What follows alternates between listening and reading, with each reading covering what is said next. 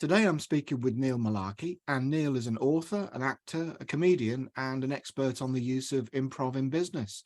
Welcome, Neil. Hello, thank you for having me. Neil, what is improv?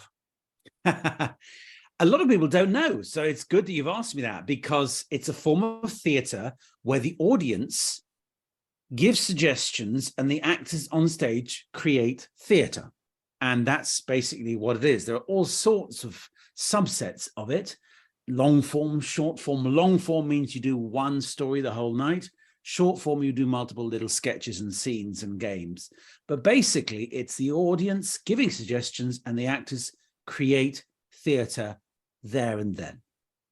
That's really interesting that you say theatre, because I suppose in my mind, I'd always associated improv with comedy.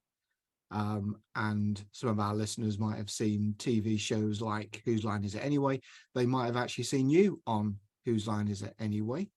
So I'd only associated improv with comedy, but when you say theatre, that implies there's more to it than that. There's a great deal more.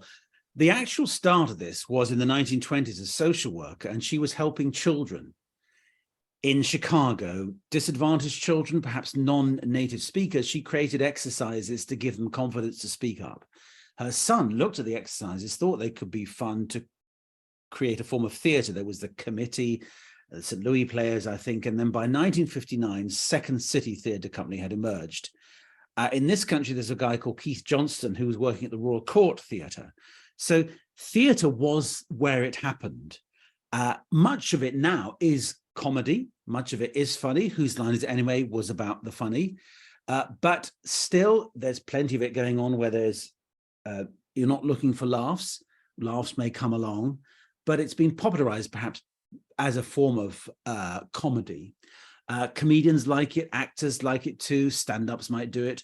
But generally in the UK, I find there's a sort of hybrid between actors who want to have a script, stand-ups who want jokes, and we improvisers are happy to be in the moment without a script and confident that if it's going to be funny, we don't need to force it by doing gags. So as you say, it's been around for a long time. There's a wide range of styles, wide range of what performers are doing. So what would you say was the inspiration for your approach, your way of thinking, or was there a particular person who inspired you? Yes, that particular person is Mike Myers. I was doing a show. I had been in the Cambridge Footlights, so very much written sketches, Stephen Fry, Hugh Laurie, Peter Cook, Olivia Colman, Mitchell and Webb, Emma Thompson, these people who one might know as performer writers. And I wanted to be in the Footlights. I got to be president of the Footlights. We were toured Australia, came back to the UK. By that stage, we couldn't call ourselves the Footlights because the next lot were using that name. We had ex-Footlights on our poster at this tiny theatre above a pub in Notting Hill. And there was a man selling tickets for us because he'd heard of Cambridge Footlights because of Monty Python that I've mentioned, and those characters, Peter Cook and so forth. And his name is Mike Myers. And he was newly arrived, didn't know anybody. He'd been pretty successful in Toronto. He'd been in the touring company of Second City, Canada, but was kind of looking for a new challenge, maybe a break. And because of his British passport, thanks to his parents, he was able to work in the UK. And he was selling tickets for us because they'd said, oh, you can sell tickets. He'd painted our set. He was nobody. And they said, oh, whatever, because he'd knocked on the door, said, can I help? And he was sitting in a wheelchair, not because he's a wheelchair user, because we'd used all the regular chairs on the set. And he made me laugh. And I heard he'd come from Second City. I'd heard of Second City because of the movie The Blues Brothers. The Blues Brothers, wonderful film, still one of my favorites. Then I found out about Saturday Night Live. And prior to that, Belushi and Aykroyd had been in Second City, Chicago. So Mike kept talking about improv, and I knew Second City, but I didn't know it did improv. I knew it did sketches, but no, they do improv as well some nights. And he talked about the idea of assuming things on behalf of somebody. You start a scene, instead of saying, who are you? You say, ah, Peter, I see you got out of jail. Hey, great to see you, Peter. You've scored 3 goals the other day or something. It's kind of, you endow the other, you listen, you accept what they say as an offer upon which to build. So there's a whole kind of protocol here. And you can see I'm edging towards what the applications might be outside the theatre. But I was intrigued by this, and he was such a funny man. And it seemed to me that he'd learned this and lived all these improv things. Just, for example, when somebody had a big hat or something, he said, that's the second biggest hat I've ever seen. It's kind of, and then there's a story there. What's the biggest? It's just a funny thing to say. And he made me laugh, and he didn't know anybody. So I said, I don't know, I'll take you to see some comedy, alternative comedy. It's where it's at now, not sketches. He was writing sketches. And we kind of said, let's do a thing. Let's have a go on this cabaret circuit. And the first thing we did was an open spot, 5 minutes, didn't have any material. We had 2 minutes of material of us going da da da da da da da da tequila, da da da da da da, Tony Gubber, and other words beginning with T. Tony Gubber was a sports presenter at the time in 1985. But he kept talking about improv and his heroes and heroines from the world of improv, Alan Alda from MASH, Gilda Radner, others. And so I went along to an improv course or impro course run by Desmond Jones, who was, he was also a mime teacher, but he, I think, worked with Keith Johnson at the Royal Court. And I got the bug. I absolutely got the bug. There's this thing where you can say what you like. In fact, you have to take what the suggestion is and work with it. You have to listen to what she's saying, your fellow player. She has to listen to you, and together you create magic. And it became a fix, and I'm still addicted. I don't want to be in recovery. So much so that I'm enjoying it. So I've spread it around the world.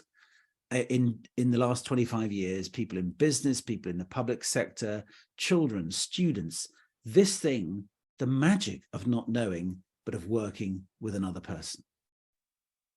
So I'm starting to see now the connections with the business world, which is obviously what we're here to talk about today. And for as long as there's been improv comedy, there have been business leaders, I'm sure, who turned up at these clubs and theatres that you talked about and thought, hey, yeah, this is great. My team could do with this.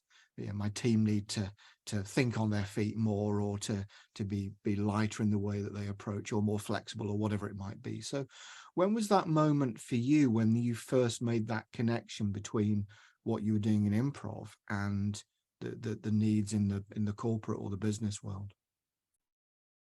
I just had this inkling that if you could listen like an improviser, you would have a better life. You get on better with people, be more creative.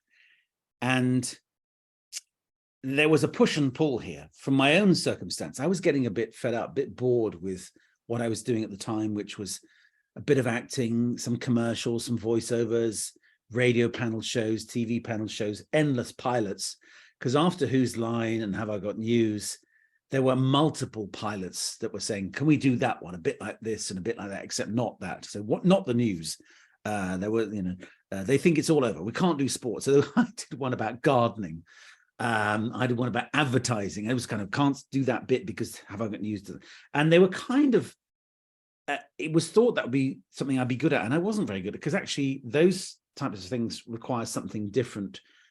They require you to have fairly quick gag thinking capacity, and I'm not very good at that. So I was thinking, what do I do with my life? I looked around. When it was a commercial or film, the person who seemed to be having the most fun, whose mind was working hardest, was the director, because he's always thinking, producer, busy, whereas the actors are sort of sitting around, mostly in my case, eating cake, because there was endless cake on sets. So I went on a few film producing courses. One was talking about how to make a movie, and this is going to be exciting for your listeners, debt financing versus equity financing, that kind of thing. Well, that's interesting. And I found myself reading more and more the business pages, less and less the showbiz pages. So then I thought, I'll do an MBA. That's it. I kind of want to just try something different. I'll use my theatre skills, yes, in communication, do an MBA. And then my fiance, now wife, said, really? You love doing the comedy store players? And I kind of said, yeah, that's right, I do. So I wrote down what I wanted to do. I like to use my brain. I like to run a little business. I like to teach. And that's what's come about. But she said, you can't give up the comedy store players. And that was the thing that I really knew I liked. Never did that disappoint. Sometimes a TV thing, a radio thing will be fun, sometimes not. So I was kind of just putting this out there, just saying, this is what I want to do. And two things happened. I talked to my voiceover agent. So, you know, in showbiz, you have an agent for the voiceovers, you have for acting, for writing, you know, it's that you know, crazy. So it was one of those fortuitous things where Saatchi and Saatchi, the advertising agency, rang up my voiceover agent and said, we like Neil Mullarkey. We've seen him at the Comedy Store Players doing improv, but can he do 20 minutes stand-up on credit cards?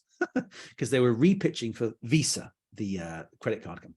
And she rightly said, he can't just magic up stand-up, certainly not on one topic. But thank heavens she'd remembered that I was saying, I just don't know what to do next, but improv and business might be there. So she said, let's do a thing. So she persuaded them to let me have an afternoon at Kenwood House in Hampstead, teaching them some improv. And I went to see these are all strategy people and loosening their creative muscles. That was what it was all about. The other one was my wife was sitting next to somebody at a management consultancy, hen night. Imagine that. So her friend was a management consultant. It was a hen night. She was sitting next to the communication person.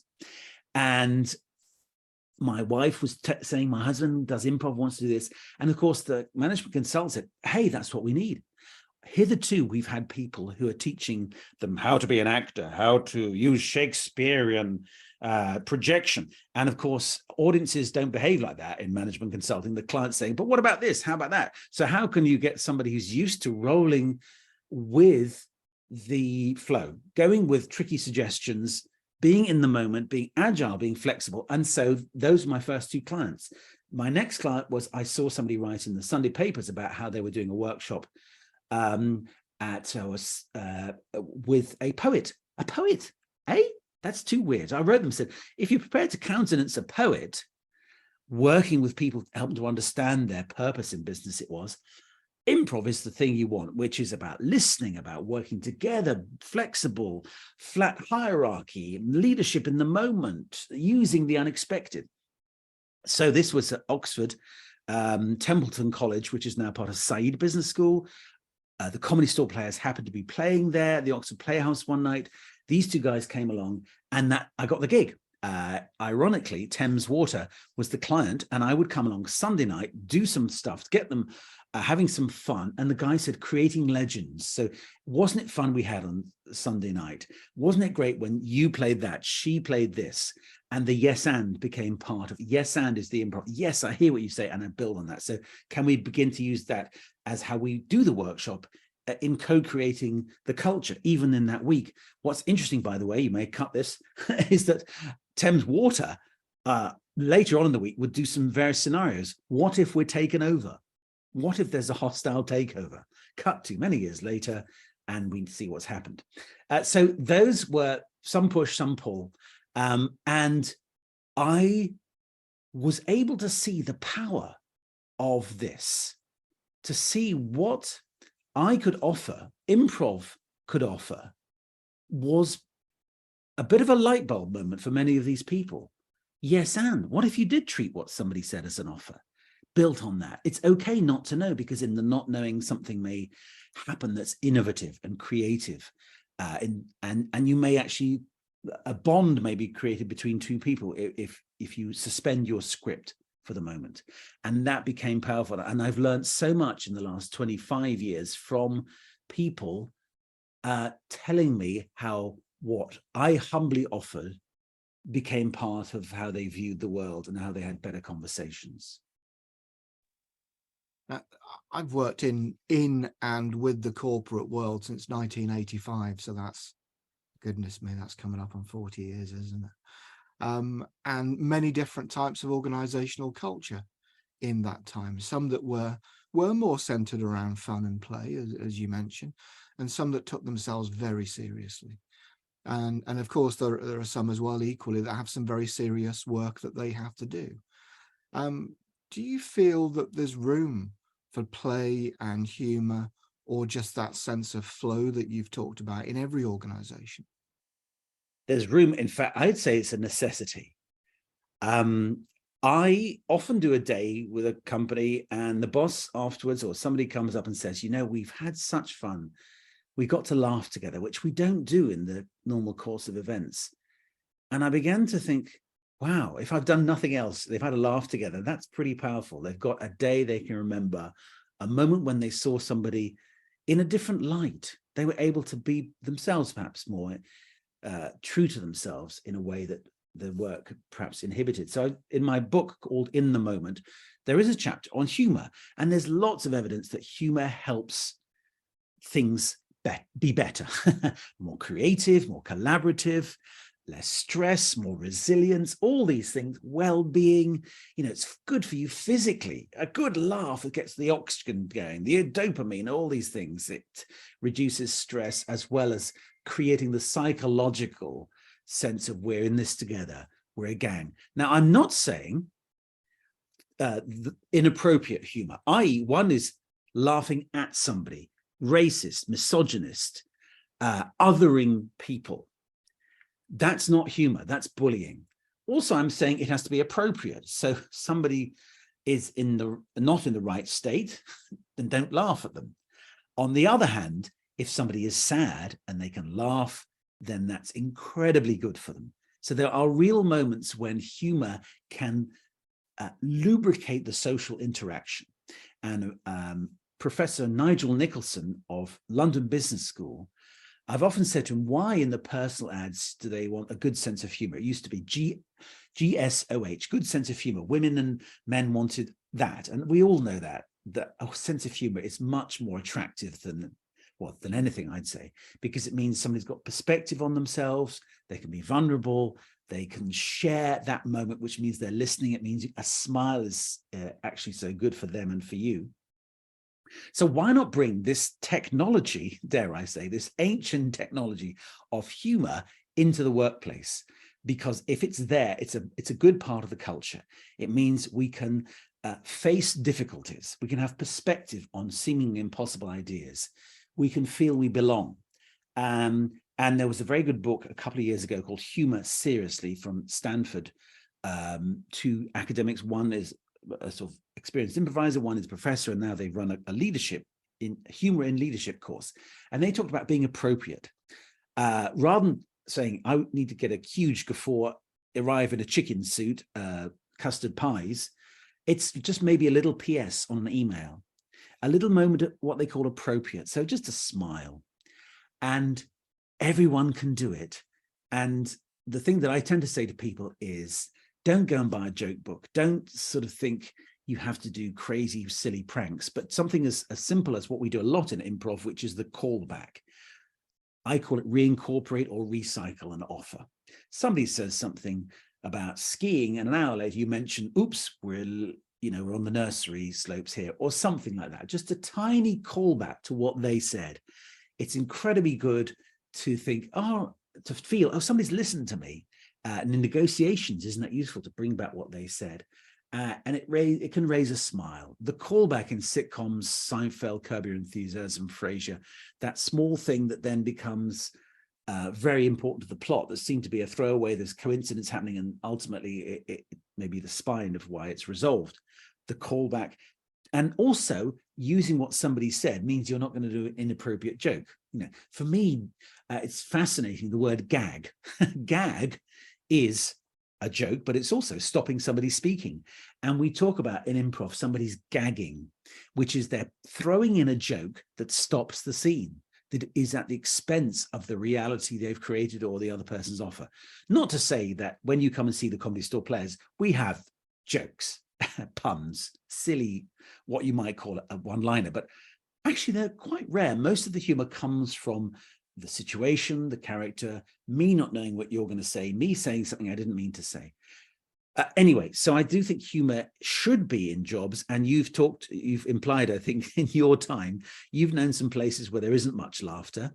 And I did launch the book at an event which I wanted to call it In the Moment. They said, no, bring people in with something lighter. I said, can we call it Laugh at Work? I like the double meaning of that. And they said, we'll call it Laughter at Work. And somebody emailed me, said, you're so right about humor being a part and parcel of the job, and it shouldn't be on the periphery. He said, my best paid job, I only lasted 9 months. There was no laughter. I would say when I go into an organization, there isn't much smiling, laughing. I'm beginning to think, what else is wrong? What else are we not doing in terms of getting people together? Or is the laughter a bit pointed? Is it a certain clique doing it? Is it of a certain nature where you're teasing somebody not in a good way that makes them, I don't know, coerces them into some self-limiting beliefs? Okay, yeah, Peter, he's no good at numbers or whatever.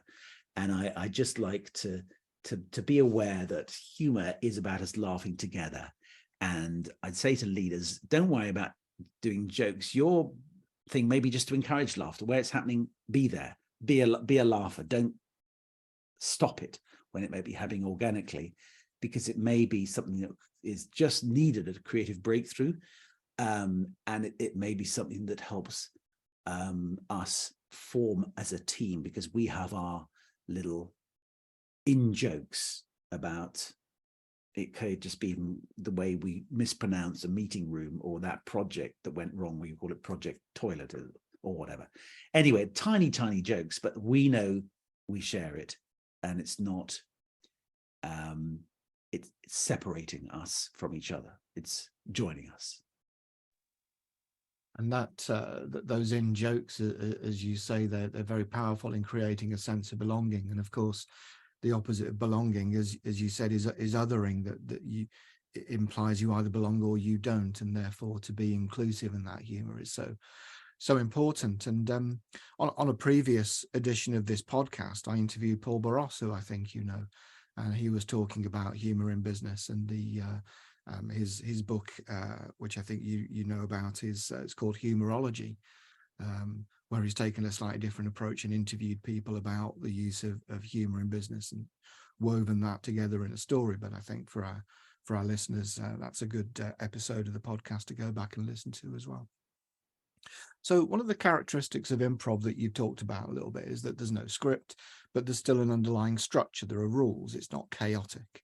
And I guess from that obvious distinction, there's an underlying principle that you've said about being in the moment, in the flow, not being attached to a script, not trying to impose an agenda that you've got on other people. So if we've got a business scenario and we've got two people who are very attached to their own script, then conflict very quickly arises. They don't, they're trying to perform two different scenes with each other. And in the business world, we might use the phrase that these people have hidden agendas, which I think often implies some kind of manipulation. It's often more innocent than that, I find, that people just have expectations that they don't think to share with other people. They just have an idea about how a meeting is going to go. Like you said about the assumption, it's, oh, I see you've got a new hat or whatever. That what they're doing is assuming that the boss is going to say yes, or assuming that somebody's going to say no, and acting as if that's already true. So they've got expectations and they don't share them with each other for whatever reason. So when you're working in a business, where does the work that you fit in, where does the work that you do fit in with all of this, in the idea of conflict and different agendas and scripts? And how do you get people talking about all of that? Well, luckily, I have an acronym, LASER, and the E of LASER is to explore assumptions, because you talked about hidden agendas. Sometimes the agenda is hidden from yourself. You didn't even know that's what you were doing, thinking, feeling. You didn't even know, you were assuming that's how she would react to you. So I play lots of games where it looks like we're doing this, and then I say, but what about this? Did you even think about the possibility of that? Oh, yeah. And then, okay, does that happen with you? Sales, compliance, marketing, IT, regions, sectors? Do you have a bunch of assumptions? And are you actually thinking about the other lot, what their assumptions are? And so it's a very, very good game. And a lot of people say that the E of LASER, my acronym to sum up my improv ethos, is the one they take away most.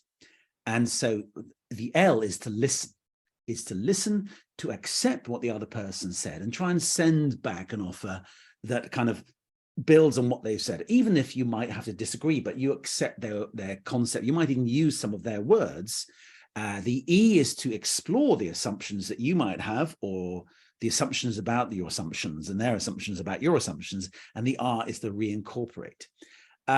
So that's a really powerful one, because I also do say to people, because I once was working with some pharmaceutical reps and talking about my E of laser, and they said, oh yeah, we learned this day one, and rep training, sales training, never assume anything, because you'll make an ass out of you and me. And I go back to my education. I studied physics, chemistry, maths at A level in high school, and then economics and social science at university.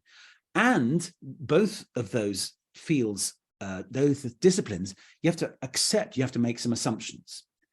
So for example, in maths, or chemistry, whatever, you assume no friction, you assume a vacuum, whatever.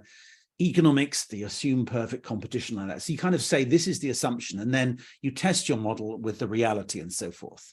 And so that's very important to me, to say you can't but assume something. I don't even know the assumptions I have.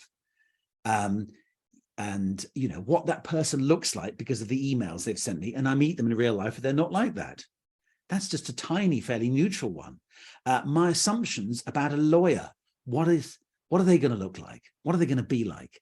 Of course, you meet a lawyer and they're all different. Accountants, all these ways we have of othering people. All accountants are the same, all salespeople are the same. And I begin to say, explore the assumptions about yourself and about the other person. On the other hand, my book did come out after the pandemic. And although yes and is the watchword, before the pandemic, I was working on a book, I'm going to call it Yes But.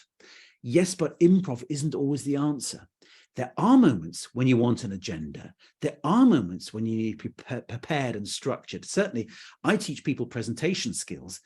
If you've got a 10-minute slot, don't just improvise. Get it down, a script, you know what you're saying, make it 9.5 minutes. Make your point, be clear, rehearse.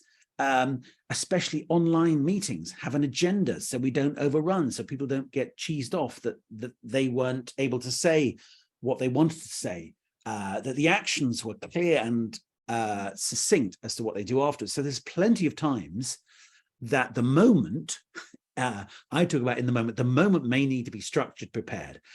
Sometimes the moment is 6 months as we're planning a project, or I'm thinking, what is it I want to do with my life? Maybe I need to change occupation. Or the moment is that 3 months of working with a client to get a sale through. So the listening is really important, because from the words, the body language, we begin to realize, oh, that's how they see the world. Oh, that word they used, that emphasis they placed on that thing. If I'm really listening, and I call it listening with intent, intentive listening, I'm intending not only to listen, to actually try and use some of what you said in the way I respond. And that begins to make us, those two people you talked about with their scripts, understand a little bit more about the other. And there may be times when one script has to win out. As a leader, you might have to write the script. This is what we do. Yes, but this is no more discussion, I'm saying. However, again, the research says if you've been encouraging and open and yes-anding for much of the time, when you're more directive, people accept it. And there are times when your job as a leader is to say, this is it, let's stick to it. Even the other day, working with Google, somebody said, oh, I'm a servant leader, I want to be open, democratic. And I was saying, aren't there times? And this guy said, yeah, actually, sometimes they say, just tell us what to do. And I think if that's the kind of moment where you say, yeah, why wouldn't I tell them? Because I've got years of experience, I've seen it before, and let's save time. There's a guy called Ronald Heifetz from Harvard Business School who talks about adaptive challenges and technical challenge. Technical challenge, there's a script, done it before, we can work it out, talk about it, organize it, democratically discuss. Adaptive, adaptive, never happened before. If we start trying to solve it, we may not know where we end up. So we have to keep adapting as we go to try and solve this novel solution, but something may come up that's wonderful. And the disaster comes when you try and adopt a technical approach to an adaptive challenge, and dare I say, an adaptive approach to what is a more straightforward technical challenge.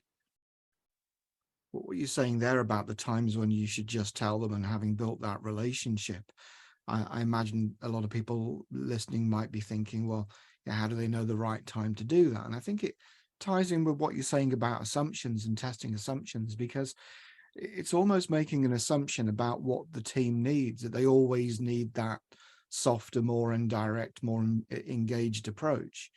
And actually, the times when the leader is effective by just being directive, it probably ties in when the times when the team needs the feeling of safety through leadership. But because there are times when, lots of times in our lives, when we put our safety in the hands of other people, and we want to feel like they absolutely know what they're doing and they're going to go on, get on with it. When we're in hospital, when we're getting on an aeroplane, all those sorts of things, we want people to know what they're doing, get on with the job, and not come out saying, what do you think? Which button do you think will start the airplane? And where should we go today? And well, don't you know? Yeah, exactly. And I don't envy those people who have to decide this almost moment by moment.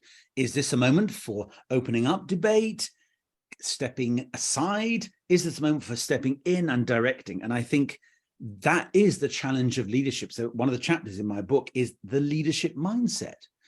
And I exhort people to think you are a leader, whatever the number of direct reports or not you have or don't. For example, in meetings, it's very easy to sit in a meeting and say, this meeting's rubbish, and it's going to be rubbish every week, and go away, yeah, the meeting was rubbish.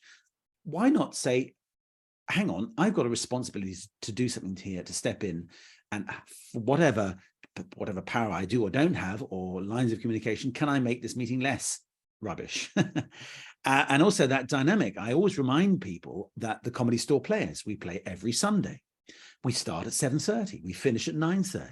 We know who's playing. We've booked them months in advance. They've been on the website. We pretty much play the same games. The interval happens roughly halfway through. The Comedy Store has structured the insurance, the tickets, the drinks, the food, security. There's plenty of structure in place so that in the moment when the audience gives a suggestion, we can be fully spontaneous. And I always say to people, each of you has your preferences in different moments. So Peter, I wonder, when you go on holiday, do you just go whatever happens, or do you have an itinerary? When you do cooking, do you have a recipe, or do you go see what happens? And you'd be surprised how seemingly organized, structured people don't want to be structured in those moments. Vice versa as well. Creatives, flaky actors are very structured. We have to learn your lines by this day. You know where to stand. You're going to turn up. The opening night has to be own the opening night. How many business transformations and projects overrun theatre? We can't do that. The audience is paid to be there on the first night. So I just wanted to get people to think about, when do I like structure? When do I not? And that sense of, well, actually, if I impose my structure on her, it's not going to be great. Actually, this team right now does need a structure. It may not last long. And you talked about actually pilots and surgeons. I used to say, because I had a little diagram of, in any organization, there's a bit of uncertainty, bit of disagreement. If it's too much, it's chaos. If there's no disagreement, uncertainty, it could be a fairly flaccid culture. And then there's a bit in the middle, which Heifetz called bounded instability, which is, it's not too crazy, but there's a bit of instability from which innovation may emerge. And I would say, but obviously, if I'm having open heart surgery, I want to be in the place of no uncertainty, no disagreement. Then I did a cardiologist conference, and they said, we can do all the scans we like, x-rays, yada, yada. We have years of experience, but when we go in, we don't know exactly what's going to be there. So we do have to improvise. And unexpected things happen. The structure of what we've done, our experience and our planning and prep leads us to be fairly well organized. But if we stuck to a plan in the light of changing circumstances, we'd be foolish. Then I did it from some geologists saying, oh, of course, geology, you know what's going on. As soon as you go in the ground, it confirms what you expected. And they say, no, we've done all we can up until the moment where we actually go in, and who knows what's there. And I'm reminded of Eisenhower, a military man and president of the United States, who said, planning is vital, but your plan is dead as soon as you hit the enemy. And I think that means you don't stop planning, but you know your plan has to be perhaps adaptable, flexible, and you'd be a fool to stick to something that wasn't working. And in new information, you'd have to change course. And coming back to your point earlier about assumptions, that when you plan, you're making assumptions about what other people are going to do in response. But if you haven't given them a copy of the script, then like when you said about giving a presentation, you can plan a fantastic presentation in your mind, but until you actually get there and see how people respond to it, what they're interested in, what they want to hear more of, what they like, what they don't like, if you stick to that script, then actually the effect is that you disengage with the audience. And so you can have the plan, but up until the moment that they fill in the gaps through their responses, part of your plan is inherently missing.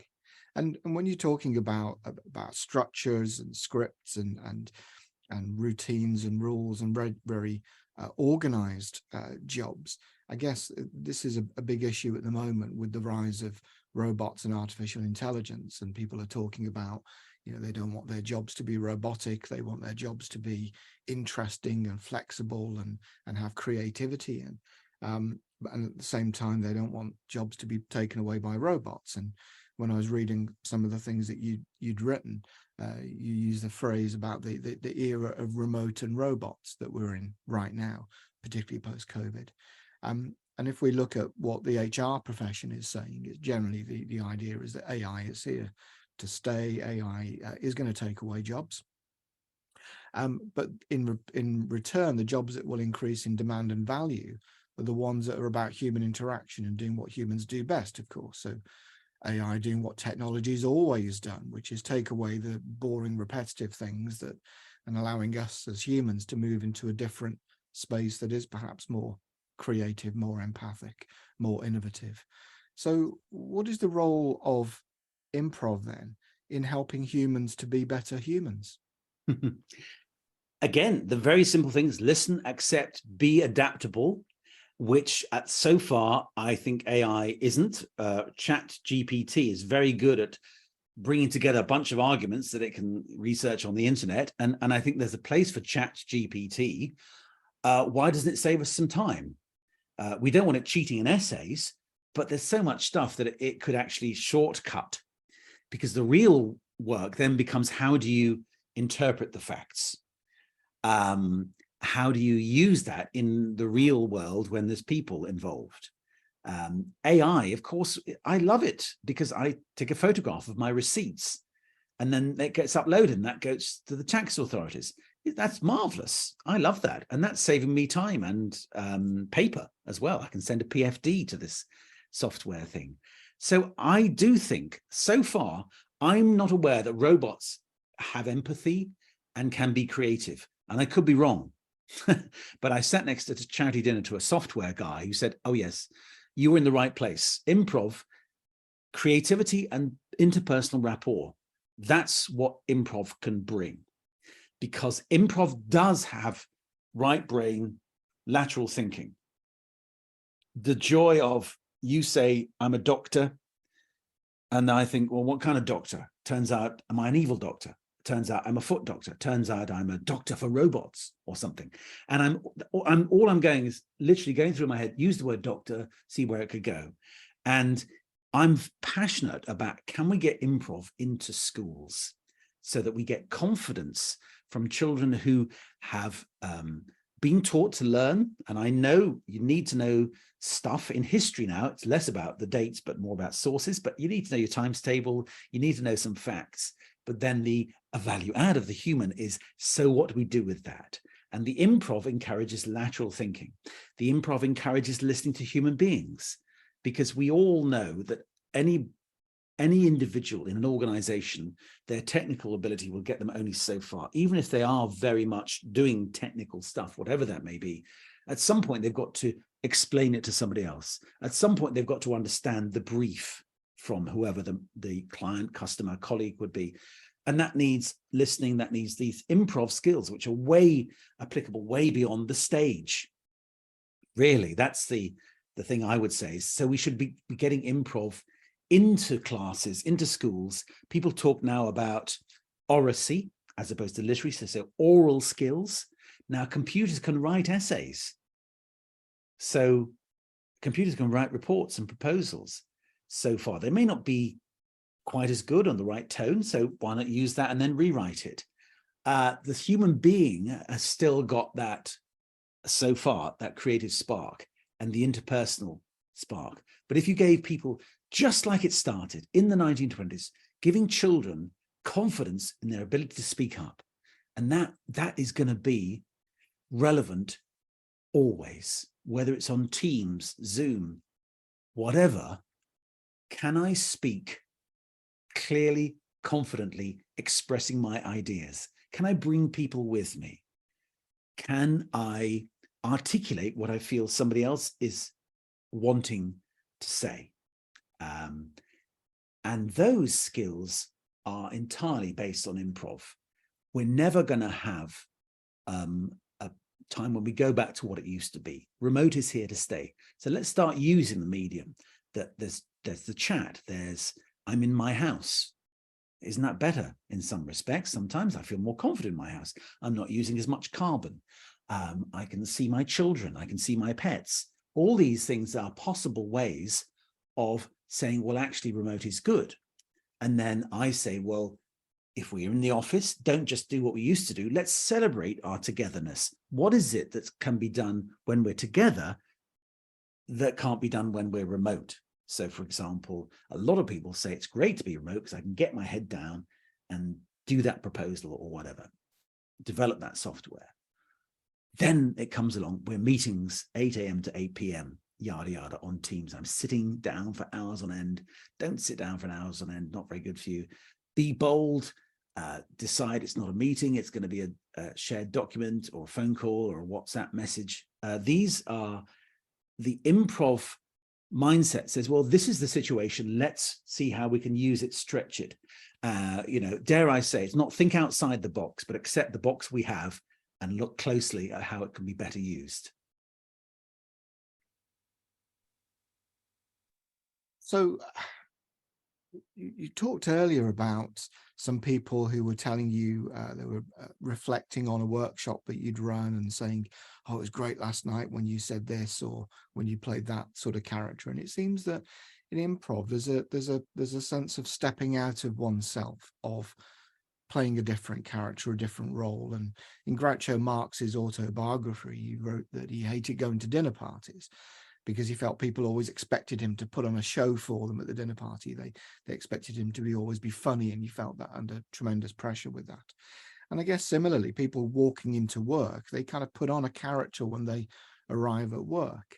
And for many years, I've seen people running workshops in different ways to explore this, using puppets, masks, role plays, different characters, to enable people to say something that they wouldn't ordinarily say when they're in their work character, and when they are fitting in with that culture and the expectations and the agendas and so on.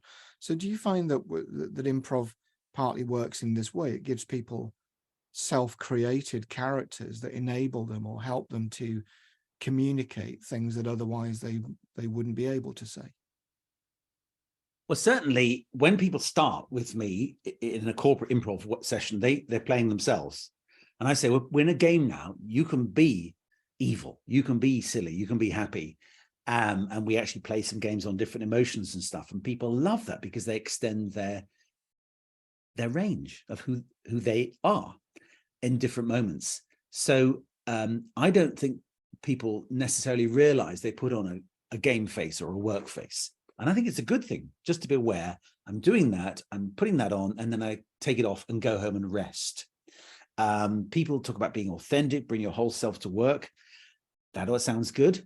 On the other hand, sometimes you've got to leave a bit at home of you don't want to be on the whole time. And so sometimes the one-on-one work I do with people is sometimes it's presenting. So I say, you've got to speak differently from real life, slower, louder, less waffly. And then we're talking, sometimes I'm helping people in their leadership role, coaching. And I say, you've got to step into a different pair of shoes here. For the good of your team, you've got to be that leader. And that may mean borrowing stuff from leaders you've had. And so one of my heroes in this academic business world is Herminia Ibarra, Professor Herminia Ibarra, who's at London Business School. She's written many books. One is called Working Identity, and one is called Act Like a Leader, Think Like a Leader. And it's that way round. So she's saying, like we would in the theatre, try it out first, put it on its feet, then see where it goes. Sometimes, she says, just put on a mantle of who the leader you'd like to be, of that leader you'd like to be, and fake it till you make it. Some people say, I'm not quite sure. I agree with that, because I don't think it's fake. Because when you're being authentic, your values can be real, but you're not the same person you were when you were 15. And your team needs you to step into a leadership role. So that might mean all sorts of different things, being more decisive, standing up for them in the C-suite, talking on their behalf to competitors or other departments. And so I think one has to be aware of the impact you're having. And that may mean putting on a different face. And it's interesting, mask work. It's a guy called Steve Chapman, who I met at Ashridge Business School. He's a great improviser and artist now, and use masks a lot to help people understand who they are, interestingly. So I would suggest people should be aware of the mask they're putting on. And I always say to them, on a Saturday morning, you're nipping out in your track pants to get a bottle of milk, a carton of milk. You're not being that chatty or friendly, and you're deliberately avoiding eye contact. That's fine. But notice you've unconsciously chosen that character for that moment. And by the same token, there'll be moments when you need to be giving eye contact, wearing your best face, being more patient. And for the good of others, that's worthwhile. So yeah, I generally agree. We do put on a work face, but a lot of people would have said, well, no, I'm just me. I'm just the same. Take as you find me. And I would say, no, why should I take you as I find you? Why can't you think about what's the best impact you might be having on your customer, your colleague, whatever. And this is where sometimes I get a little bit frustrated when people do psychometric tests and they say, I'm an INTJ. That's what I do. I'm a red, I'm a blue. That's who I am. End of. And if these things are not carefully understood as merely a preference, merely perhaps a dominant but not the only characteristic, then I think they're dangerous. I think people need to understand that they are different in different situations, and they should be thinking about when is the most effective time to be that or that, and perhaps there are differences, and I should be navigating those, thinking about the impact I want to have. Actually, is it the one I am having? So to recognize then that we do adopt different characters, whether we perhaps think we do or not, and to do that consciously and through choice rather than through reaction. Yeah, Herminia, by the way, just to talk about authenticity, Herminia Ibarra says, be authentic to your future self. I love that. Because we're all a work in progress, aren't we? And if I'm saying, well, I'm stupid and dumb like I was and insensitive like I was 15, how clever is that? I'm 97 years old. I want to be as clever as the best 97-year-olds in terms of their wisdom of knowing when to listen, when to step back. That's a wonderful, inspiring idea to end on, I think. So, Neil, if you could, let me just start that again. So, Neil, we've covered a lot of ground today. If you could offer our listeners one piece of advice to help them to be more in the moment at work, what would that be? Engage with people in every moment that you can. Keeping some time for yourself, but the receptionist, the person you don't know so well, give them some eye contact, say hello, try and find moments when they want to talk about themselves and listen. Listen, I said, well, listen without judging. Listen without judging, because improv, we always say, how is your character altered by this scene? What does she learn? If you could have every conversation with that, and it could be one line or more, where you go, ooh, I've heard something that's affected me. I've learned something about that person, about myself. Listen more, notice more, and your life will be richer and your career will be richer. Dare I say, whatever it is, you'll find that people are endlessly fascinating. Neil, it's been wonderfully fascinating talking with you today. Thank you so much. Thank you for having me. And hopefully you'll snip out all the nonsense I spouted here, there, and everywhere. The listeners will never know. That's the beauty of it.